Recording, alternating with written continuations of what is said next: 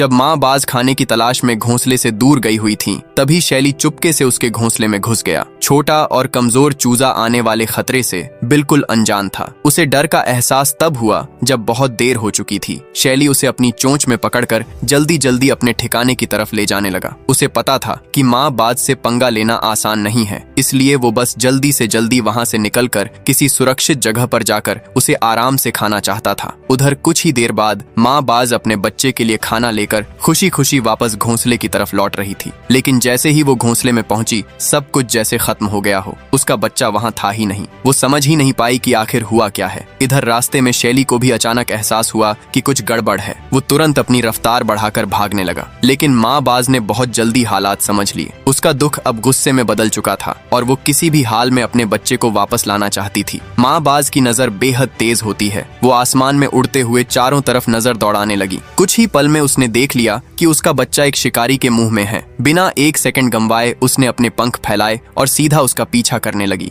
गुस्से से भरी माँ बाज को पीछे आते देख शैली घबरा गया। उसने सोचा कि अगर वो चूजे को छोड़ देगा तो शायद बाज उसे छोड़ देगी, इसलिए उसने तुरंत चूजे को गिरा दिया। लेकिन माँ बाज यहीं नहीं रुकी। उसने पीछा और तेज कर दिया और अपने नुकीले पंजों से उस पर हमला करने लगी। इस बीच छोटा चूजा नीचे गिरकर बर्फ में पड़ा था, अकेला और बेबस। तभी वहां खेलते हुए एक गोल्डन रिट्रीवर की नजर उस पर पड़ी। उसने उस छोटे से चूजे को देखा और उसे छोड़कर जाने के बजाय अपने साथ ले आया। घर पहुंचकर उस कुत्ते ने चूजे को अपनी मालकिन के पास लाकर रख दिया। बूढ़ी औरत ने जब उस हालत में चूजे को देखा तो उसका दिल पिघल गया। उसने तुरंत उसकी मदद करने का फैसला किया। उसने अपने पास बचा हुआ मांस निकालकर उसे खिलाया। चूजा भी बहुत शांत और समझदार था। उसने बूढ़ी औरत को बिल्कुल परेशान नहीं किया। उसकी देखभाल में धीरे धीरे वो ठीक होने लगा। कुछ दिनों बाद उसकी माँ बाज उसे ढूंढते ढूंढते वहां तक पहुंच गई। बूढ़ी औरत ने जैसे ही उसे देखा, उसने बिना देर किए चूजे को उसकी माँ को लौटा दिया ताकि दोनों फिर से साथ हो सकें। कहते हैं ना, हर जीव में भावना होती है। कुछ समय बाद माँ बाज अपने बड़े हो चुके बच्चे के साथ वापस आई और वो अपने साथ मछली लेकर आई थी, जैसे वो बूढ़ी औरत का शुक्रिया अदा कर रही हो। ये देखकर बूढ़ी औरत बहुत खुश हुई और उसने उस कुत्ते की भी खूब तारीफ की